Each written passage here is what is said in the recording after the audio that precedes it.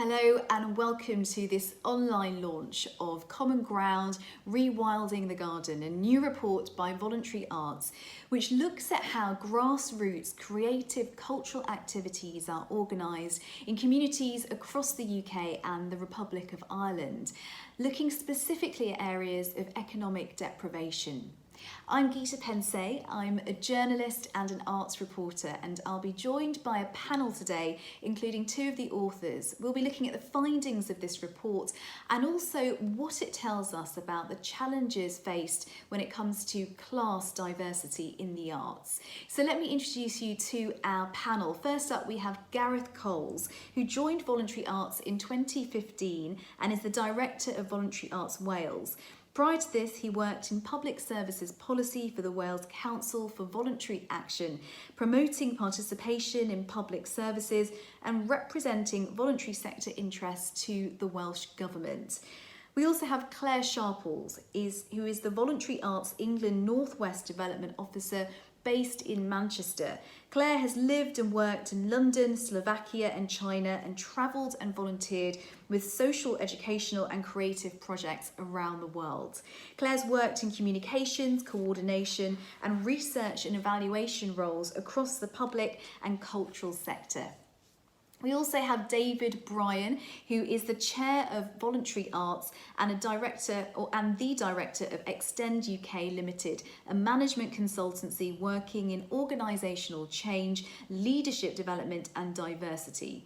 David has over 20 years consultancy experience providing management training, facilitation to senior management teams, one-to-one coaching and governance support. Joining us is Pippa Coutts, who is Policy and Development Manager at the Carnegie UK Trust. The Trust was established in 1913 by Scots-American philanthropist Andrew Carnegie and is one of the UK's most respected public policy influencers. Its work currently includes improving digital access, measuring social progress and well-being, helping towns to flourish and making affordable credit available to the most vulnerable members of society. We also have Dr. Dave O'Brien, who is Chancellor's Fellow in Cultural and Creative Industries at the University of Edinburgh. He did his PhD in Sociology at the University of Liverpool, looking at European capital of culture. He's published widely on all areas of cultural and creative industries, including cultural policy, urban regeneration, cultural work, public policy and cultural consumption. And he was an AHRC and ESRC placement fellow at the UK Government's Department for Culture, Media and Sport.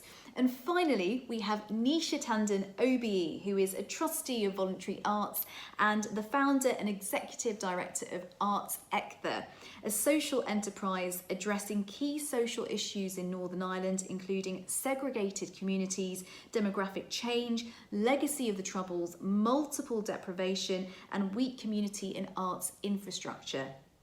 Nisha has also led the design, development and delivery of Cultural Coach, a region-wide intercultural outreach programme, the development of Northern Ireland's first South Asian Dance Academy and the delivery of 3 large-scale award-winning festivals, including Northern Ireland's largest intercultural festival, Belfast Mela. Welcome to all our panel. Now, Voluntary Arts has successfully supported tens of thousands of creative and cultural groups in communities across the UK and the Republic of Ireland over 30 years. And in that time, the organisation has gained extensive knowledge of particular communities in England, Wales, Scotland, Northern Ireland and the Republic of Ireland. And back in 2017, Voluntary Arts decided to roll out a national programme called Open Conversations, chatting with experts, practitioners, organisers that were involved in cultural and creative activities in communities of all sorts across the UK and Ireland. And the intention was that they would create a contribution to the desperately under-researched challenges of class diversity in the arts. And that's where this report has come. It's a conclusion of those conversations, Common Ground, Rewilding the Garden as it's known, but it's also been subtitled as Reconnecting with Overlooked Self-Cultivating Culture in Our Communities. Well, we're going to chat to the first of the authors of this report, Gareth Coles, who's one of 3 authors behind this report, including Claire Sharples and Voluntary Arts Chief Executive Robin Simpson. Gareth, can you give us a sort of sense of the main findings behind your report? Yes, thank you. We conducted a series of 88 conversations in total across the UK and the Republic of Ireland. And some of these were one-to-one personal conversations. Others were what we might call civic conversations, which involved a number of people in a gathering. But what all the conversations had in common was that they were open, in that we didn't presuppose any outcome from the conversations. They were relatively long and unstructured, so they weren't constrained by time constraints or had to fit to a certain formula and set of questions. So the conversations went where they needed to go. And they were also, they took place where people gathered, where people convened and performed their creative activity. So we went to them rather than requiring people to come to us. And also I hope that they were conducted, I think, in a spirit of genuine curiosity. What we wanted to do was to explore and to improve our understanding of how grassroots and community-based creative activity is organised in local communities across the UK and Ireland. And what we found were commonalities across this activity, across the nations, commonalities in terms of some of the benefits that arise from taking part in creative activity, and some of the conditions that are necessary for supporting creative activity really to thrive. In terms of the benefits, what we found were that social connectedness was vitally important for people coming together with others in your community around a shared interest. Brought together communities, and that was vitally important. But also people talked individually about the benefits to them. What we hear from a lot of people is, this is my time in the week, the time that you might spend for 2 hours on a Thursday evening singing in your community choir. You've almost given yourself permission to do that time away from maybe job concerns or caring family responsibilities. It's my time. So the fun and enjoyment is vitally important in that. And then thirdly, a common benefit was the improvements to mood, to well-being, to mental and to physical health. There's a lot of research now about the benefits to health of taking part in regular creative activities, and the conversations we had really attested to this. It's not uncommon for people to use terms like, this is a lifeline for me, this is vitally important to improve my mood and to maintain a good sense of mental well-being. And then in terms of the common conditions that help this activity to thrive, what we didn't find were any wastelands, any areas that didn't have any creative activity, but there were certain sort of requisites that needed to be in place for this to truly flourish. One of those, maybe quite obviously, was space. People need venues, places to gather, to meet, to practice, maybe to rehearse and then perform. And areas with a range of different venues, different spaces, is really important to support grassroots creative activity. And then secondly, the people involved, the creative citizens, the group leaders, the people who would instigate this creative activity. Sometimes under-supported and under-recognised, but these are the people who really drive and direct their creative energies into facilitating the groups and making the activity happen. And then lastly, it's the idea of recognition. I don't think anyone goes into this and takes part in maybe a craft club or something for sort of greater acclaim. But given the number of benefits that accrue to individuals and communities, a greater awareness or a greater recognition of the importance of this regular creative activity in communities would be extremely welcome, I think. Claire Sharples is another author of this report. And Claire, I wonder, was there a really interesting message that came through to you from the extensive conversations that you had? And was there anything that surprised you? Yeah, I think to some extent the core messages or benefits and requisites that Gareth spoke about, at their broadest level, they're not massively surprising. If you'll witness similar factors across communities when delivering these sorts of arts and cultural development activities within them. But nonetheless, like the individual sites and conversations, I'm always surprised and overwhelmed really by the generosity and energy of the individuals that are involved. And it tends to surpass what you might expect. This is people responding to the context that they're in, and not because there aren't necessarily challenges, but because it's a real labour of love and care and sharing. And there's that belief in both the activity and commitment to the community, which is just so visible, irrespective of what form that might take. I think the flip side of that, unfortunately, is that this kind of really rich community-led cultural activity can be taken for granted. And precisely because it happens against the odds and in spite of challenges, and is really fueled by people's energy and resourcefulness. But that adaptability and enthusiasm can be depleted and exhausted. It requires a really small amount of input sometimes to create huge local value, and it can perpetuate a virtuous cycle that builds and develops, but it does need some feeding. And inequalities, of course, create big hurdles and make it harder for certain communities to overcome the barriers that are present within their local environments. Yeah, so for me, I think the most significant message is the holistic overview that the garden analogy expresses, that it's really organically developing community arts and culture that isn't particularly tidy. It can't be singularly packaged, but it's plural and diverse, and groups and activities that coexist. And they're often more integrated in the environment than arts and cultural policy or sector perspectives necessarily account for. And while the artistic product itself can be a motivator and an aim for the activity, it's still often about that rich, adaptive, progressive process that the groups go through together. Let's go to David Bryan now. And David, you wrote the foreword for this report, and in it you do talk about how COVID-19, the pandemic that we're all experiencing, did reveal or expose deep divisions within our society. But also you talk about how we saw this explosion of creativity as people did lots of different things in their homes to get through lockdown. And whilst the report findings predates COVID, you know, the report does show just the wide variety of creativity in all our communities. And I just wonder what your hopes are for this report at this very unique time in history. I think my hope for the report is that it kind of reminds the arts infrastructure that there's a really invaluable ecosystem that needs to be sustained and invested in.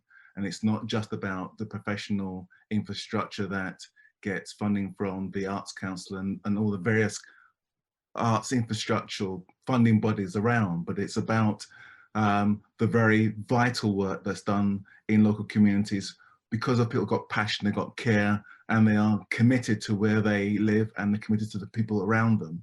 I think it's really important that that ecosystem is appreciated, that the everyday creativity isn't just presumed to be class-based, and therefore for the learned, the trained and the professional classes alone, that there is a real value in a variety of stories being told, a variety of experiences being developed, and communities that make the effort to vitalize their communities by making the time, the energy and the capacity to build are appreciated, because I think that's part of the vitality that keeps those communities going. It's not just about these wonderful edifices of knowledge and engagement that one has to be walking through and into. It's about the other arenas, be they local schools, community halls, that enable a variety of voices to be heard and cultivated. I mean, I would really love it to create world peace, but hopefully, I think at the end of the day, it will be great for us to even just kickstart a debate about class in the UK, or kickstart's wrong. I mean, the debate's been started by a variety of people in a variety of ways, off and on, but we never sustain the debate about class. We always kind of have it mentioned in discrete corners and then retreat. at least it gets more airing than race does, but we don't quite link these things together and create a ongoing narrative about those who do not get access to, those who are discriminated against, and not feel that it's a silo conversation. So we have to handle each one of them discreetly. They're interconnected. And I think one of the real issues for me about this report and this timing now is that we need to mature in our ability to have quality debates. And I think the conversations that Gareth and Claire referred to earlier on are part of that space whereby how can we have a safe space to have a conversation, even if it's uncomfortable at times, but enables us to grow, learn, and get past that sense of discomfort. And I think this report is part of that debate about everyday creativity being important. People are doing it, not waiting for a funder to step in. They need some support at times, but certainly, as has been said, they need space that's not pricing them out of existence. And one of my other concerns at the moment is that local authorities are becoming so money orientated that they're pricing every space you can think of in some bizarre notion of community accountability, financial justification. I'm not quite sure what the rationale is for that fully myself. And even if I did, I'm not too sure if I would agree with it. But I do think that there's a real importance that there's a space where folk can breathe, explore, tell their stories, and have validation, because we're not hearing that rich range of diverse intersectional stories being told. We are just being pinned down to a limited range of narratives. And David, it does seem like recognition is a really big part of what you're drawing from this report, and that idea of these different voices. Was there anything else that really struck you in the report? What really struck me in the reports were the generosity of people. And the fact that people put themselves out, they gave of their time. And, you know, it's one thing that people talk about, my time to enjoy the activities, but people gave of their time to make events happen with other people in difficult circumstances. They forged relationships with folk who came to enjoy a common activity. They made those things happen in adverse conditions where they're having to put money together from their limited resources, or beg, borrow, or lend something to happen. That persistence, that drive to make things and create things, and not become preoccupied with how wonderful the art is, but just the sheer joy of coming together and making something and learning as you're doing. I think there's something phenomenal about that, because it affirms the individual. It doesn't allow the individuals to be condemned in a sign of, oh, you're not of the right professional background, so how can you do this activity? It says, have a go, be self-confident, and take that self-confidence into a wider societal engagement with your families, with communities. And I think there's very little that can compare with that self-affirming process of engagement, which the arts in this context, I think, certainly provides. And all the more so when you're coming from communities where you don't have resources, where you don't have finances, you don't have those networks of opportunities. I think that's an even phenomenal achievement to be made by communities making that happen and succeeding in that fashion. Pippa Coutts, the Carnegie UK Trust has been looking in detail at the components of flourishing towns, and in this report it points out that the role of a volunteer-led creative cultural activity plays a really important part in the health of a local community. What did you make of that? Well, I think it's fantastic. It's very spot on for us. We're interested in promoting well-being both at the individual level and at the community level. And we and others who in the wellbeing community, researchers, we understand that wellbeing at the community level is more than just the sum of the parts. So it's something that's very much to do with connectedness and social cohesion, belonging, being together, feeling a part of the place where you live. And I think this has come out strongly from the report, which says one of the key benefits for participating in community arts work is this sense of social connectivity. So it very much highlights some of the work that we've been doing and campaigning and advocating around. We've been involved with several different arts projects. We've done a piece of work called Talk of the Town, and we worked with Treorchy in Wales and also Scarborough around creating a vision for their town. And that was fantastic because it did really bring together different people from across that town. Both those areas might be described by some as areas of social deprivation, a coastal town, a town in a former mining area, but there's very strong sense of community. And through creating this story of their town, their past, their present and their future, it really brought people together. So I think that was a fantastic example of art, storytelling arts, and many different arts. I mean, there was a performance, the Treorchy one, they gave a performance in the Park and Dare Theatre, which is fantastic theatre funded by a penny in the pound.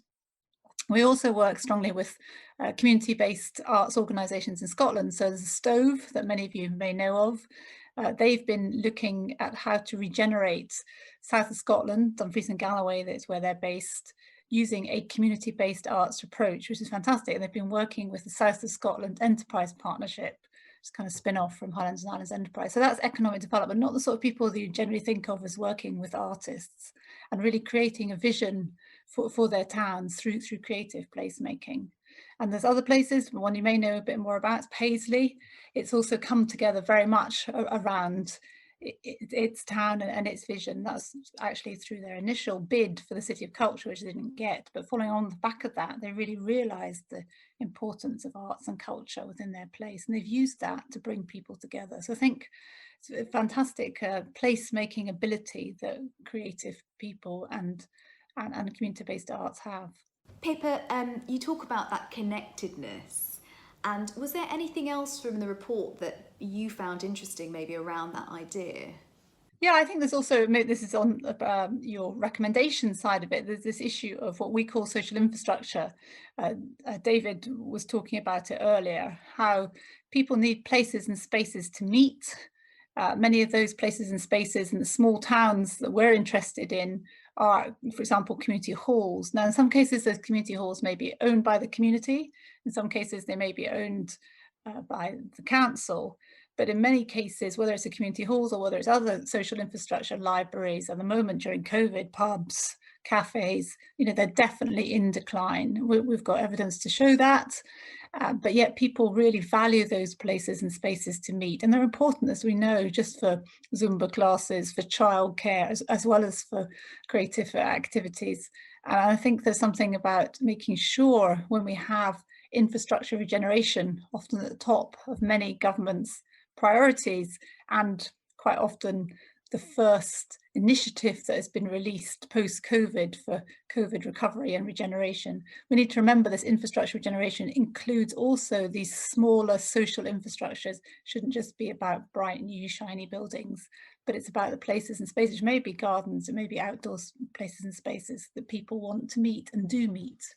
And they need, if they're going to continue to be able to meet and come together and form bonds within communities and between communities.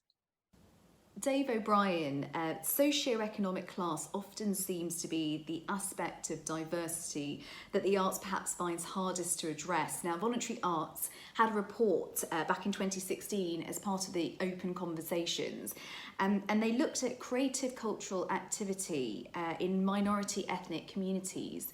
And what they found was that the challenge wasn't that Black, Asian and minority ethnic communities weren't engaging in the arts or in cultural activities, but what was the challenge was that often they were under-recognised, undervalued, and perhaps didn't have public support. And I wonder if you think that the same could be said of economically deprived communities.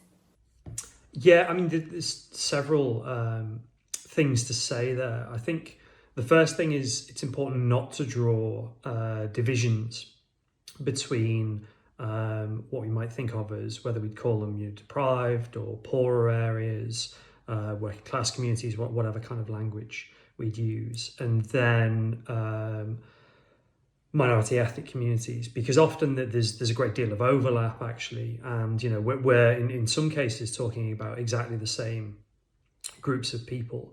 And I think this is something that we have to take seriously given the current political context, not just in a kind of COVID and post-COVID recovery world, but also in a world of 10 years of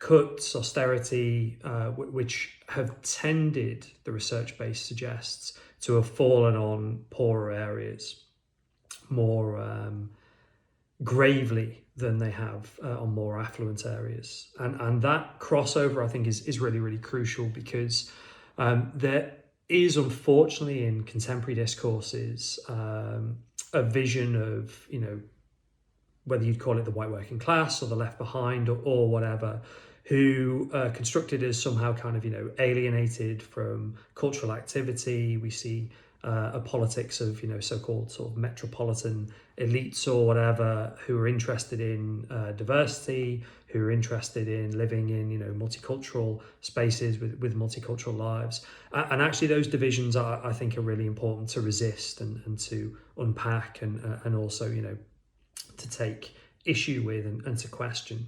And as a result of that, I think the shared distance, alienation, lack of interest in these formal cultural activities and that crossover is really important. And as you identify and as actually the report states, there's a really clear story here that everybody has an active cultural life. It's just that in England and the UK, at least, we don't have a cultural policy system that gives due and equal recognition to those rich cultural lives. Unfortunately, some individuals' cultural lives are given more social status. They're certainly given more funding. They're given more institutional support than others.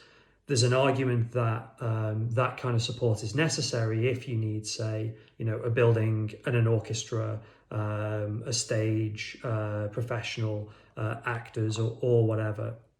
But at the same time, again, as voluntary arts work demonstrates, you need spaces and you need resources to do, whether it's, amateur, if we might call it, but voluntary and everyday forms of theatre. You need, space and support to run an orchestra, whether that's professional or whether it's just people enjoying themselves and expressing themselves.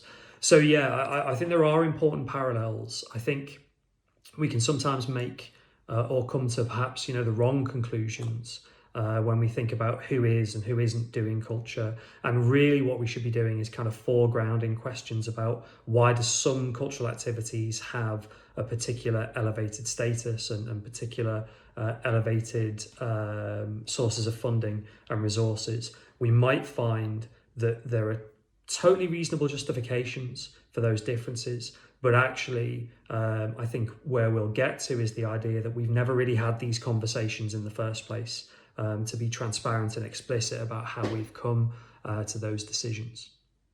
And Dave, building on that, was there anything else that really struck you in the report?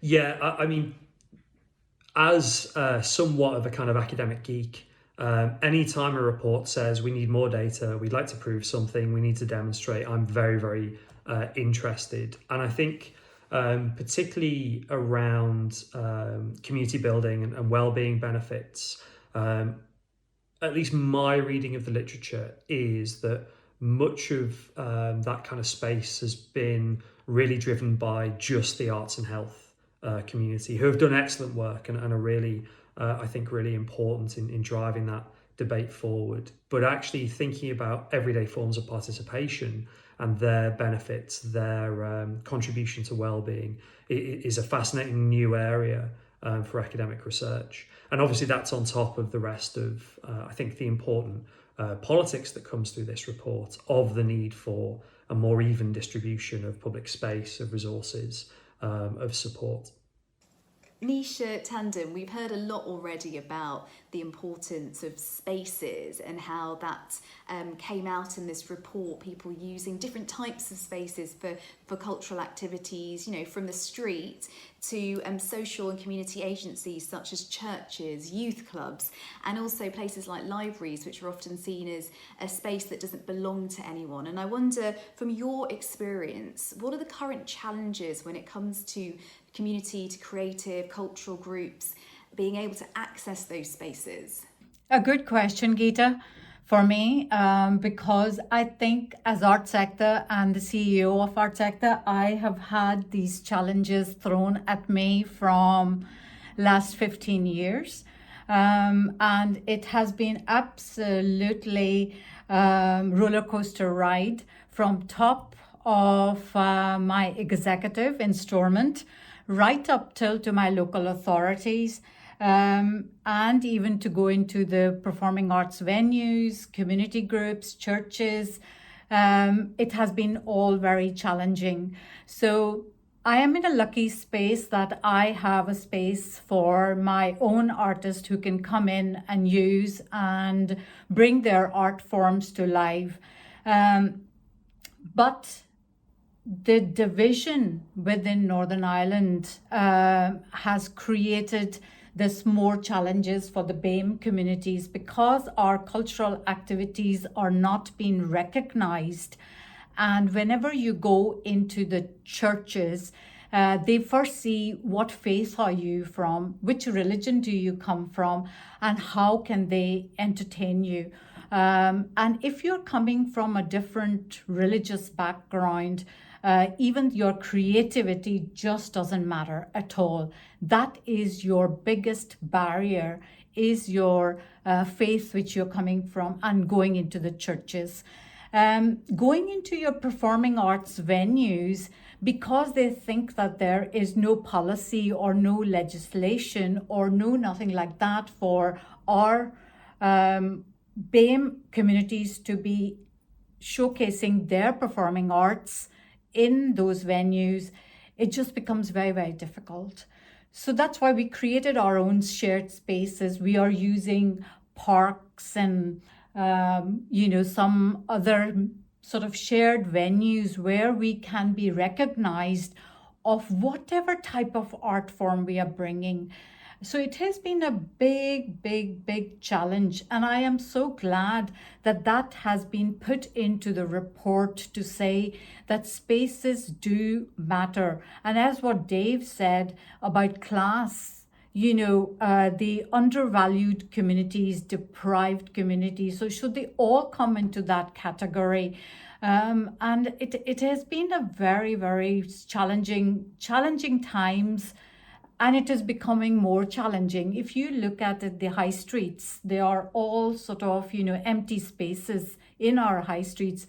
But it is the landlords who are manipulating, that they do not want any arts organizations or any funded-led organizations to go in it, because today they have funding, tomorrow what will happen? So they are all thinking about their own selves, not thinking about the communities or listening to the stories, which are so enriching stories within our own communities. So there is a tough battle in front of us still, and been fighting it for 15 years. So I don't know how long it is going to take. But for me, I think shared spaces and creating those shared spaces and recognizing that creative activities in your own communities make healthy communities. And that's where we are lacking behind in Northern Ireland. I cannot talk about Ireland because I do not know much about it. And I cannot talk about UK because I don't know much about it. But within the Northern Ireland and Belfast context, I just find it very, very challenging myself. Yep. Thank you, Nisha. And building on that, because you've obviously experienced challenges around spaces and I guess the reliability of a space as well, whether, how long you can keep it. How have you overcome those challenges? Because clearly you're doing incredible work and people are accessing the arts. Yeah, I just keep doing what I have to do. I have opened our space for our minority ethnic artists to come in whenever they want to come in and do their rehearsals, because they cannot afford to pay the fees which any other community venues or the venues will be asking. So we have opened our space and they will come here to do their meeting, their rehearsals, their art forms are so recognized within our space. So yes, we are giving as what we can do to them, in return. But I think that this should be in every community group or in every community area where they're being using. They live there, they reside there, and that those areas, those church halls, those shared spaces, libraries or whatever should be opened for these people to go and use them as and when they want it. But that's not happening. Yeah. So there are a lot of challenges still. Well, we're going to take a short break now from our panel to watch a video which has been conducted by the third author of our report, and he's chatting to two other guests. So here's a listen. Dr. Wanda Waporska is the Executive Director of the Equality Trust, the national charity that campaigns to reduce social and economic inequality. UK income inequality is among the highest in the developed world, and evidence shows that this is bad for almost everyone. The Equality Trust works to improve the quality of life in the UK by reducing economic and social inequality. Wanda, I believe you already appreciate the benefits of participating in cultural activity from your own personal experience. Tell us a little about your creative pursuits. Well, I don't really know where to start because I'm one of those people that likes to try everything. So it's probably best to keep this to the latest things that I've been trying to do. So I was taught to knit by my gran. I branched out into crochet, embroidery, gold work. I'm absolutely devastated that the knitting and stitching show hasn't happened this year because I love getting away for 3 days or 4 days of workshops and discovering even more things. So I'm the proud owner of 3 looms, 2 spinning wheels, a couple of sewing machines, and the latest thing I've been trying, which I started before lockdown and then have continued after that, is pottery, and I'm absolutely in love with that. We've seen many people turn even more to creative activities during 2020. How have creative pursuits in communities helped people to cope with the COVID-19 pandemic? Well, I think what we've seen over the last few months and what we see in any time of adversity is people coming together. And, arts and participative culture are one way of people coming together. So I really welcome that. And I think there's a real sense of people becoming more in touch with their communities in some way, although that's not the case everywhere. But I think the real resilience is in the sense of how to turn to these issues and these arts in order to help your mental health. I mean, we know that there's evidence to show that knitting, for example, has a beneficial impact on your mental health, and many other collective pursuits. But I think it has been more difficult in lockdown. But I think what we've seen is people doing this on Zoom. I've seen baking classes on Zoom. I've seen a whole range of people actually reaching a wider audience because more people are at home, or people are deciding that they can get access over Zoom, that they can try that. I was on a big call where we were hooked up with Armenian rug makers, and that was quite incredible, and probably something I wouldn't have done at any other time. So it's forced us to be creative. But I think it's something that people are turning to as part of their, I suppose, daily practice, in order to really sort of feed the other side of the brain, or to take pleasure in something that's quite calming. But at another level, I think we can't forget that many of the crafts in particular can be seen as a hobby or a pursuit, but for many people they're done out of necessity.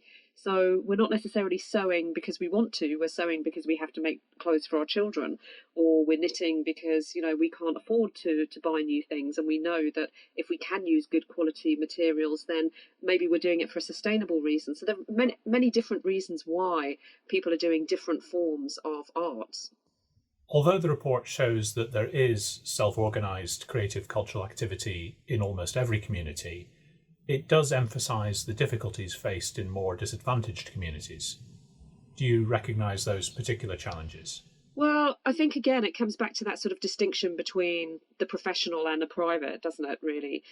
So a lot of what people are doing in their own homes goes unrecognised because they're not seeking out other groups to go and work with. It's not becoming a social effort. So if you think about it, if you want to start a group, you need a place, you need to advertise, you need someone who's got time to organise it. So that already puts a lot of pressures on people. And, you know, if you've worked through a really grueling job and you've got to come home and get the kids' tea ready or, you know, do whatever else, you're probably not going to sit there and think, oh, I think I'll start a group up to, you know, do whatever and then go and find a village hall or find somewhere and organise all of that. I mean, absolutely hats off to the people that do that, and there are people that do that. But, you know, the constraints of life mean, and life is getting ever harder for people, that they may not have the time. And, you know, let's face it, a lot of people don't think about this in a way of it being something positive for them, don't really put that me time aside for them, because they're too busy either trying to put food on the table or actually just sitting down and watching TV at the end of the day and just relaxing. So, you know, sometimes we are asking a lot of people, and it time and resources and also space, the actual physical space sometimes, although it seems ironic talking about that under lockdown. But having that space and that time are really, you know, time is a really huge resource that unfortunately people have less and less of. The report reflects research undertaken over the past 3 years, but from what you're saying, it feels as if its recommendations are particularly timely now. What do you take as the key messages from the report? I think it's really essential to have reports like this to highlight the issues that are often overlooked.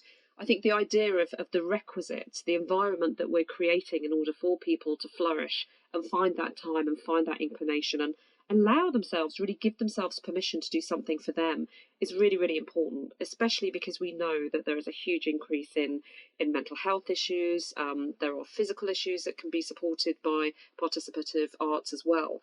And so having those requisites are really important, having that focus on access, on space, the importance of what local groups are doing and showing what groups determined to sort of fight the odds in a way, what local communities are doing and how it's bringing people together is really, really important. But I think that gives us an even bigger backdrop against which we can look at the inclusivity of these groups and how more can be done perhaps to recognise what different groups are doing, whether they are, you know, putting up big signs, inviting everybody in and saying what they're doing, or whether they're just humbly getting on with it within their own communities.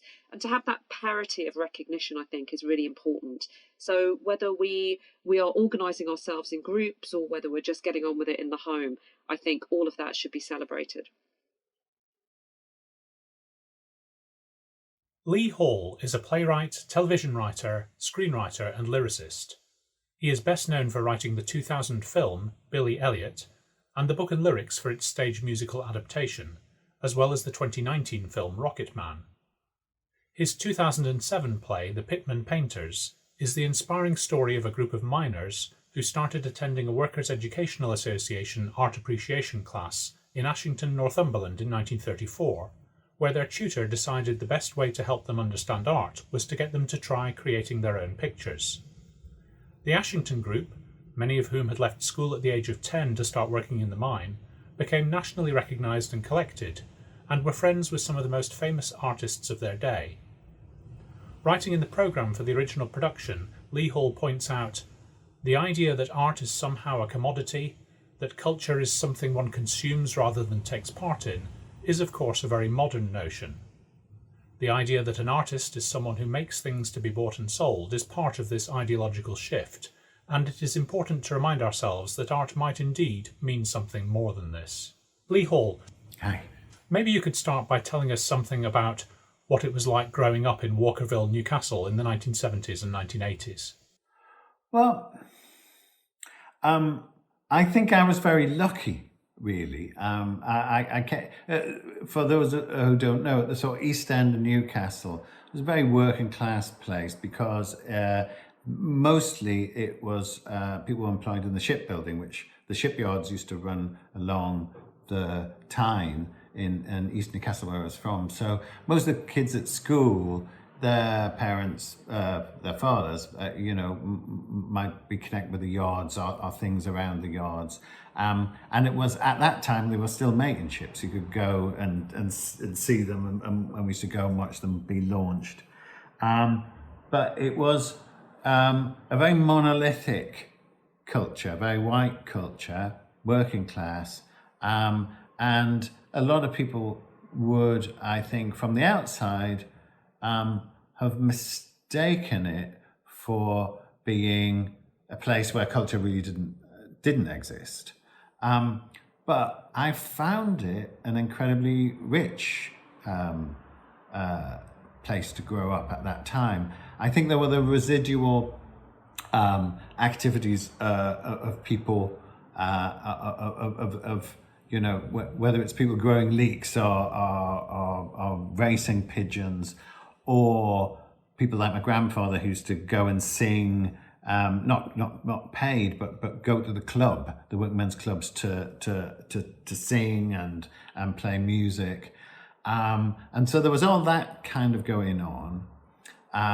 Ordinary working class culture, really, that was participatory culture. But also it was at a time, I was very lucky, it was the sort of late 70s, early 80s when I started being involved with things. It was a time when the local councils had money to have arts officers, and especially the North Tyneside, which was the adjacent council, had a brilliant youth theatre policy. And they had they bought several buildings. There was an old church hall just down the road from me, and an old school a bit further out. And they would employ full-time workers to work with kids, not to teach us drama or put on Shakespeare plays or whatever, but to work with us to help us create our own plays. And we used to work with professional playwrights who would come in and help us. There were full-time directors, and this was just one example, and that's the way I got into doing what I do now, is sort of from the age of 14 going along. It was like a youth club, I suppose. But we used to put on proper plays, and I wrote songs and wrote bits of them. And it was about us making stuff. And it was very organic. And I realized throughout that period, there had been this rather visionary idea that people like us who had no access, and you know, our parents didn't go to the theatre or go to the art gallery, anything like that, but to give us access to the arts by doing rather than kind of consuming it. And so that not only for me, there are about 20, maybe 30 people who I work with who are actors or directors or came out of this moment. And of course, not everybody who was in these groups went into the arts. You know, some of them, you know, there were some people were hairdressers, some people were nurses, you know, and they carried on doing that kind of work. But for a significant amount of people, we found that we were really good at it. And a lot of the actors I still work with now, and they've been in many of my films and plays. And so, but I think none of us, without that infrastructure, would have ever done what we've done. We were just incredibly lucky because we could use this rather rich working class culture that I described at first, that was going on, that our parents taught us the Geordie songs, but we had a focus for it because we had a place to do it in, because there was support, and because it was validated.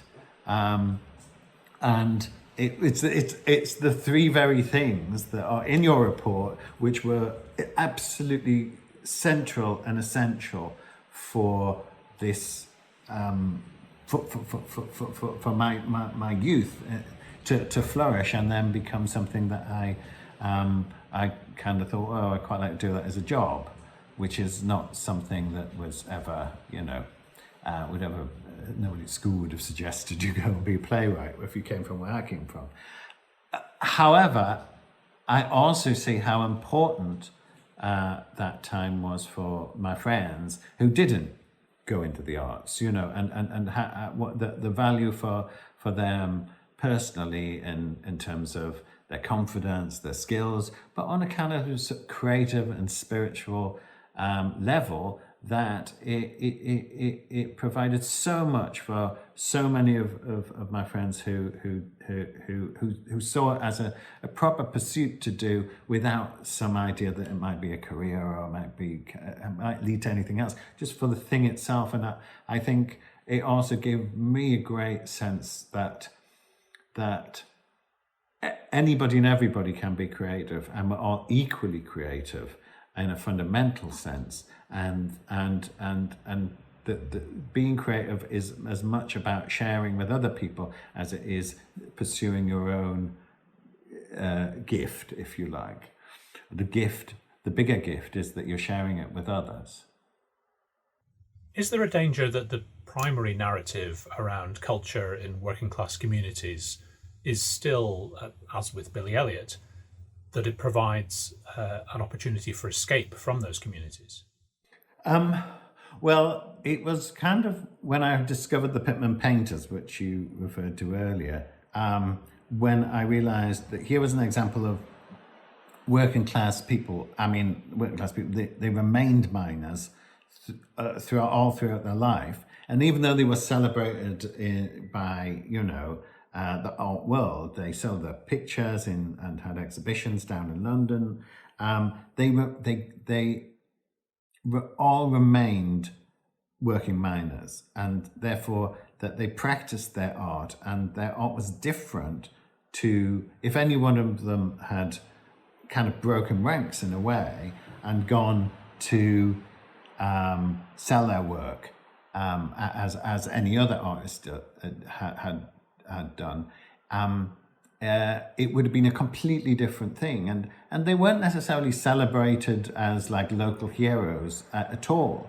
But what defined them is they were doing it not just on their own, but they were doing it together, and that sense of camaraderie and that shared experience both gave them the courage and the purpose not to have to go and sell their art, not to have to go and see art as something that you had to do as an individual and as a professional. And what they did, because probably none of them would have been gifted enough to have the wonderful career that they could have been lulled into by having this exposure. But what they managed to produce was this exceptionally rich, very moving collection of work by this collective of people that became, for each one of those people, the most important thing that in their lives, much more important than work, much more important than their other bits of social life, because it was their main bit of social life.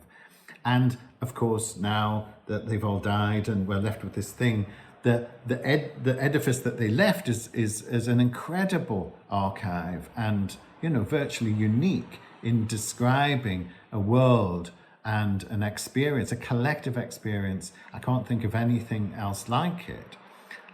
But that wasn't, they weren't doing it for posterity. They were doing it to do it. And we're left with the thing that they left us was glorious. But what was important about their work was the endeavor, was the work. And that each one of them was fulfilled, and each one of them was involved in this very complex thing, which involved people buying their work, but it wasn't the sole purpose of it. The purpose was social, spiritual, about their personal development, but also about sharing something with a community of others that then rippled out and created this thing which now the pit is no more where they were, but the pit has become the gallery for their art. So there's this very strange thing that has happened, that the art has survived this, seemed like this monolithic industry that nobody could have imagined could disappear. And the art seemed very fragile, yet the art is the thing that has survived. But I think what we have, it seems so important to me that the view of what art is, as it's taught and as critics describe it, is so limited to this very tiny, basically a very small industry. Yet there are millions, and you know better than me, probably about 10 million people who are kind of registered with groups who are making this stuff all the time, compared to this tiny little group of people who manage to do it professionally. And we don't understand art at all unless we understand that breadth. We don't understand culture unless we understand that the culture is participated in and is lived, and is not something that's sort of just built elsewhere and kind of we can from the top down drip this down to people's lives. You're misunderstanding how it works. That was Robin Simpson, the Chief Executive of Voluntary Art, speaking with Lee Hall. So we're going to open up now into a wider discussion drawing from the report. And one of the things that Lee Hall was chatting about, and that is very much in the report, is these volunteer-led community groups really do rely on people. So how can we better support community groups, individuals who are volunteering without compromising their autonomy? Pippa, what do you think? Well, I think actually we have seen some fantastic examples of community-led art as well as community-led activity in general throughout the initial COVID response. People came together, and one of the reasons that people were able to come together was because they were allowed to. There was what we talk about in the Enabling State at Carnegie Trust, a letting go by the public sector, and a realization of the strength of the volunteer sector, their flexibility, their fluidity, and to a certain extent there also was money which came. It may have been just for an emergency, but it was in terms of money which is often supplied to the community sector quite untied. So it's money for organisations rather than money for projects, and I think we can learn from that. And Nisha, you spoke earlier about the many challenges that you have faced previously in Northern Ireland. What kind of support do you think would help a volunteer-led group? For me, it is the recognition. It is the recognizing the arts which is brought by different communities here, and to giving them the room and space to grow. And to room and space to grow, but not just at the what level of art they display, but to integrate, but to bring their art forms into the curriculum, to bring their views into the policy making, and to their voices to be heard. Because I just feel that we are very much lacking behind in all those respects. And no matter how much voluntary groups we will have, if we don't give them that kind of support, I don't think so that they are going to flourish in the way they want to flourish. So it's important that the organizations who are dealing and wheeling and dealing with these voluntary groups should also be supported, plus the art forms, plus the participants, and give them and listen to their stories and listen to their voices, because I feel that is the only way forward, and that's the only way we can make the change which we really need to make at the policy level. But if we are not in there, we will never be able to make the change. A real chain there of support that you're looking for, Nisha. What do you make of it, Dave?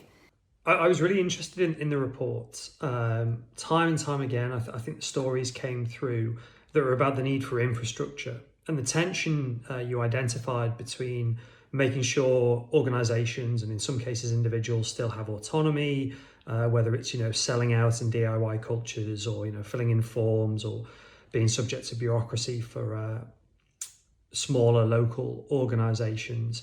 I think things like having decent broadband throughout the country, having access to spaces that have a certain kind of level of equality over standards of space, buildings that have got proper heating and ventilation as we are in the COVID winter, but also, access to open spaces as well. And again, I think throughout the report, what's underneath many of the stories and goes hand in hand actually with questions of how art forms and organisations and communities are recognised are the need for everybody to have a certain kind of minimum standard upon which they can build and upon which they can flourish and upon which that kind of recognition will take place on an equal playing field. Thank you, Dave. And Claire, you conducted many of these conversations. You're an author of the report, one of the authors. What came out for you in terms of support that people felt that they were lacking? I mean, I think it varies hugely. I thought Vanda's comment about having the pressure, almost being forced to be creative, was an interesting one. Because one of the conversations I was with talked about bad luck or a bad circumstance turning good because of finding creativity that they wouldn't otherwise have been involved with. But equally, there has to be a certain amount there, the confidence, the resources. There can't be too many barriers for that line of action to be found. But yeah, it's really not singular, and I think it's that awareness of, avoiding bureaucracy, that citizens can be incredibly creative, but the primary priority will be being creative, connecting with other people. So if they hit lots of administrative hurdles, if we can take some of that away from it being an entirely voluntary activity, then that's fantastic. And that the cost can't outweigh the benefit, the reward, and for many people it will do. Again, as Vanda really clearly articulated, that you've got lots of other demands in your life, and to make that leap to say, well, I'm going to dedicate X amount of time to supporting this group, developing this group, is a big ask.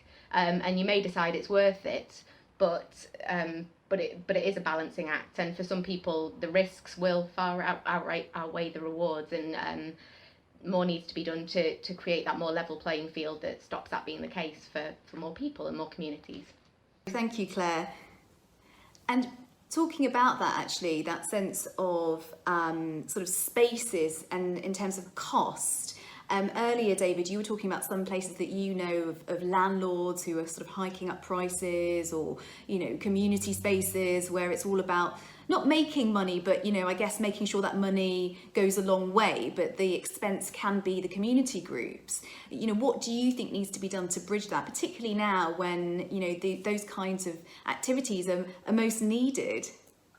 I think what needs to happen right now is that we find ways in which we can encourage a network of facilities to be available, but equally, I think that we also try to give greater promotion. I mean, one of the things we do for arts, for instance, is potentially give exposure to some of those organisations on the radio. I think our Epic Awards have been brilliant at acknowledging and affirming those groups, and so the whole issue of recognition it takes place in this moment where other groups like yourselves are there. And I think if you are that group putting yourself out, fending in difficult circumstances, then seeing peers around you are doing something similar, I think is also a real encouragement, a real affirmation that what you're doing is really good. But back to the basics, if the environment is being driven to increase their return on their investments, to diversify their income, then we're going to see increasingly local authorities charging semi-commercial rates for their facilities, and the only places left will be libraries and other church halls, which speaks to the point that Dave raised earlier on, that the facilities in those spaces therefore may not be the best. And so you kind of trap groups in poor facilities and poor circumstances if the financial barrier is continued to be raised going forward. Gareth, is this something that you found came out when you were researching? Yes, and I think there are a number of factors that contribute to what might support the local cultural infrastructure beyond spaces themselves. So I think public policy decisions, not just about buildings, but about things like transport, even things like availability of public toilets. These things enable people to participate more fully in the cultural lives of their communities. So the crucial point is these public policy decisions may have knock-on effects on the kind of activity that we're talking about now that may be detrimental to both individual and community well-being. But with this greater recognition, with this greater awareness, then some of that will form part of the decision-making, I think, and change things, one would hope, for the better. think just talking about spaces as well, because Nisha made some good comments about access to space, and of course spaces aren't neutral, so having a variety of different spaces is really crucial, and they might be formal arts environments that are made very much more welcoming, and made clear that unstructured self-led creative activity can happen here, but it may be the libraries, but each of those locations might come with its gatekeepers, or might seem very neutral because it's sterile, but that's not neutral either. So again, I think really being aware of that variety of space and who's familiar with it and who's comfortable in it and who might not be is another big question to look at. And another point when we were talking earlier that came out was around labelling, and also around a discomfort maybe about talking about class. David, that was something that you brought up, and I wondered, where you think that discomfort comes from. Perhaps that's an obvious question, but how we bridge that and move forward. I think part of how we bridge it is begin giving an acknowledgement and value to the hard work being produced, acknowledgement and value to the energies being invested. I think acknowledgement and value to the joy that the variety of communities are getting from these activities as being valid in itself. Often there's a set of stories which are presumed, unless you're doing the canon of English history or you're doing the classics, then your story has no virtue, no value. And I think the Pitman painting stories, Billy Elliot, and a host of others that are much more lesser known, validate local stories, local people, local histories, and say they belong to a place, they have a shared understanding, and those are stories and experiences not seen widely enough. And someone has to say, this is of value. Yes, and it made me think actually of my own mum and her friends. So they love to sing, and they, in non-COVID times, would get together and just have a singing session once a week, informal, completely voluntary. They wouldn't give themselves a name, but to them it means a lot, but they wouldn't see it as important, or elevated. And Dave, that's something that you were talking about earlier, about that idea that, why do some things get this elevation, and perhaps that adds a barrier. Yeah, and Lee Hall was so interesting on this, wasn't he? Talking about the connection between eventually his professional status and the desire to tell particular stories that hadn't been heard. And obviously, one thing Voluntary Arts has been really keen to do is to value these participatory and community-led activities in themselves. And it would be a mistake, I think, just to say, well, we should invest in these things, we should support these things, we should build community infrastructures because we might get the next Lee Hall, or, the cliche that the government is very fond of is, well, we might get the next Warhorse or whatever. And I think actually the kind of hierarchy you've talked about that I've pointed to earlier is bound up with some of that problem about, valuing culture, and again, as David has pointed out, just for its economic benefits, is something that I think is kind of slightly missing actually in our contemporary discussions, and valuing culture not just because it might pay off with a big hit later down the line, but because people are invested in it, people want to do it, people find connections, well-being, etc. It is really crucial, and that should be the basis for supporting infrastructure. And I think making that case is really important. Yeah, and I think in recent months we've seen almost a clear self-validation of the importance of taking part in creative activity. I'm mindful that in the report that was written prior to the pandemic, there's maybe a slight danger that we're talking rather glowing positive terms about the benefits to health and to well-being and to mood and so on of taking part in creative activity. But I think we've been forcibly reminded that creative activity is vital as a coping mechanism. But I think that validates itself really, because it's what we turn to in difficult times, and what we turn to crucially is not the product, but the process, the taking part, the practice itself is what people have found so nurturing in these difficult times. So I think that's worth remembering too. And one of the things that Lee Hall said, which I thought was lovely, was you know, in creating things, the biggest gift was sharing it with others. So that whole idea of sharing, and when you were talking about what we're doing in lockdown, I know a lot of people that were really crafting, and you know, that could be quite an individual thing that you do at home, but then they would share it on social media or tell someone about it. And I wonder whether, you know, that sense of sharing is also really crucial in kind of supporting these voluntary groups. What do you think, Claire? I think it feeds back to that question of different motivations, doesn't it? But as Pippa was talking about bonds within and between communities, I think that certainly comes through. And it might not be why someone starts being creative. I think not selling a single line for any of this is really crucial, because for some people it will be a very personal, private pastime, and the idea of sharing it might be horrifying. So I think being clear that yes, you may want to share it, and if so, is a wonderful forum, is great. But equally that it's perfectly legitimate to be working away in your own home or wherever else, and you can get something out of it. And actually, probably providing that more complex picture, and we were very keen within the report. We didn't boil any of the stories down to too much of that simplified message, because there's so much variety in why people get involved in creative activity, and how they remain feeling really rewarded by it. And sharing can be part of that, certainly. As you were saying that, Claire, I was just thinking I really want to try painting out, and I definitely don't want to share it because I'm like at stickmen level still at this age. But Pippa, what did you think of that? I suppose just to endorse what Claire said, I can see, especially for individuals, how very much there's many reasons in which why you may be involved. And as others have said, you know, it's been quite well rehearsed, actually, the positive impact on your mental health and well-being, how you think and feel from participating in the arts. But equally, you know, in my case, I might get it from running, for example.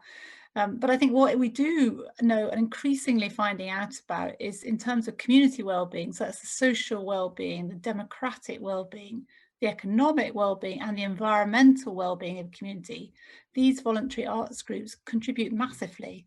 And that probably is through the way in which they bring people together, the cohesion that they bring, whether it's, you know, developing a story of a place, or whether it's, you know, just as we've seen, maybe it's not even a community arts group, but just community arts. We've seen lots of stories recently of young people drawing pictures and taking them around to their elderly neighbours, and those sorts of ways in which, you know, I think it is the connecting there, that the being together, the sharing that is so important for developing communities' well-being as a whole.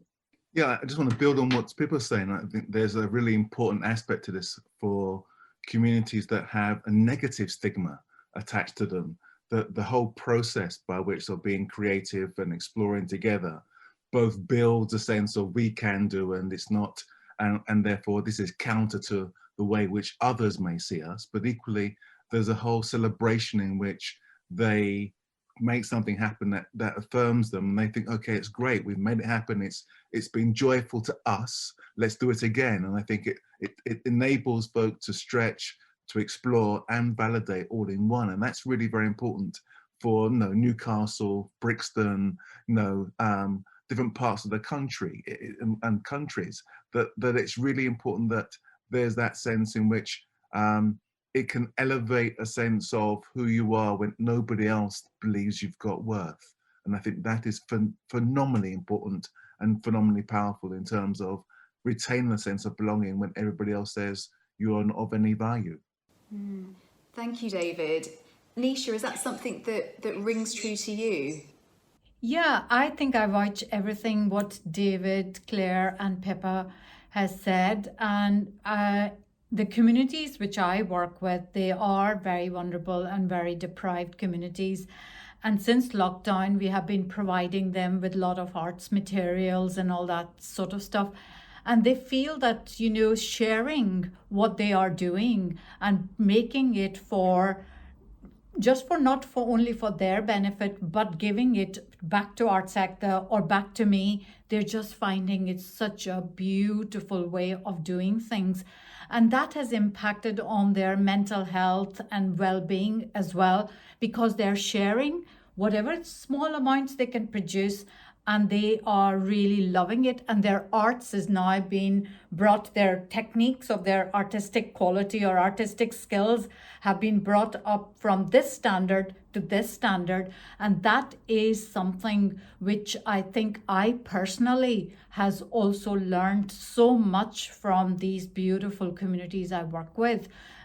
So it is giving and taking. Sharing is caring, and I think that's what is beautifully said in the report as well. So sharing is very important, and David, I vouch exactly what you say. Sense of belonging for these vulnerable communities is very, very important, and that's where we struggle. But hopefully we will learn a lot of lessons from this COVID-19. I was going to just talk about Lee Hall's talking about the monolithic culture, and that sense that it would never move, it wouldn't shift, it would remain forever. And again, I think that ability to develop identity outside of that kind of singular, again, monolithic form is so crucial. And again, when things do change out in the external world, provides that stability, that reassurance, and a sense of self. Thank you, Claire. So we're almost at the end of our conversation, although I feel like we could go on a lot longer, but I wanted to end just to get your final thoughts, each of you, one by one. So let's go with you, Gareth, as you kicked it all off for us. Do you have any final thoughts? Thank you. I suppose I'm feeling quite hopeful with the messages in the report. That there were these commonalities of the benefits and some of the characteristics of creative activity right across the whole of the UK and Ireland. I think, the participation in creative activity within communities can be seen as a unifying and as a positive thing. We've talked about the benefits. We talk about creative activity more recently, maybe more as a coping mechanism. But I think ultimately it is an expression, I think, of hope. And a positive one, and I am hopeful for the future, I think. And Claire, what's your final thoughts drawing from this report that you've worked so hard on? I think it's that creativity just takes so many forms, and it's both the creative, the artistic outcome, but also that adaptability, that way of negotiating around systems and finding routes around issues that might seem unsurmountable. That if we can support is sort of a positive thing for the future for all of us, really. And Pippa, what about you? Have you got any final thoughts on this? Well, for me, it's been fantastic to be part of this conversation. I'm not normally part of the arts community, and I think that is one of the key things. I loved it in the report when they talked about the need for collaboration and cooperation to take this forward. And I think it's really important for us to talk across sectors as well as across different parts of the country, and this report very much advocates for that. So look forward to doing more and making a difference. Dave, what are your final thoughts? I think really we should embrace the radicalism of this report. I think talking about individuals' everyday and communities' everyday cultural activity can seem, as if we're talking about something that's marginal, and asking for recognition, asking for access to space, asking for support for creative citizens, again, seems like quite a small set of asks, really, from politics and society. But potentially, particularly in terms of infrastructure, we're asking for a very great radical project here. And I think that should be embraced and celebrated. Thank you. And Nisha, what have you taken from the report? I just thought hats off to Gareth, Claire and Robin for putting this together. Absolutely fantastic. Just so resonated with my own way of working. But for me, creativity makes lots of connections, and connections should be equal for everybody if we want to thrive equally in this society. And that's what my plea will be. Let's not finish here. Let's go from open conversations. We have done this. Let's keep doing more and bring this equality in every sector of our way of working. Thank you, Nisha. And last but not least, over to you, David. I think this report is one of a set of activities that we have to keep on pushing forward and keep reminding everyone of its importance. I think there's a reminder here that there's a raft of communities doing incredible work, and it doesn't require a vast amount of resources, but it does require consideration, care, and a micro infrastructure that says these contributions are invaluable to local community sense of belonging, are invaluable to the sense of self, are invaluable to the confidence that's being built up in those communities, as has been said already, over several years of real financial hardships and challenges. I think that this report is important because it's partly the way in which we acknowledge those leaders in those communities, those people we call creative citizens, who stand up in the midst of all the difficulties that they too must face, to say, I'm going to make time, because it inspires them, it generates, they learn how to engage with other people better and make things work and happen, and in the process make some mistakes, but learn and progress. And I think the communities that learn and progress together build a longer and more fortifying communities. And there are examples to others. There are examples of everyday people making the effort to succeed. And I think that really speaks volumes to other people like them, because it means that I too can do that if so-and-so. And if that's the inspiration they take from this, then that's great. We have the beginnings of a real vibrancy that I think ultimately, as Dave said earlier on, is a radical statement, because it's people leading the way forward. Well, that's the end of our discussion, but I thought we would end with a quote from the report itself, its conclusion. By better understanding the culture people choose to practice themselves in their own time, at their own expense, we believe it might be possible to address the widespread feeling of disconnection and disillusionment in many communities. By uncovering and cultivating our common ground, rewilding the garden, we could begin to see more of the diverse creativity that brings people together, and to truly value the areas too often dismissed as forgotten cracks or cultural wastelands. Well, thank you so much for joining us. Thank you to all our guests who are part of the panel and part of the interviews. And you can download your copy of Common Ground, Rewilding the Garden from www.voluntaryarts.org.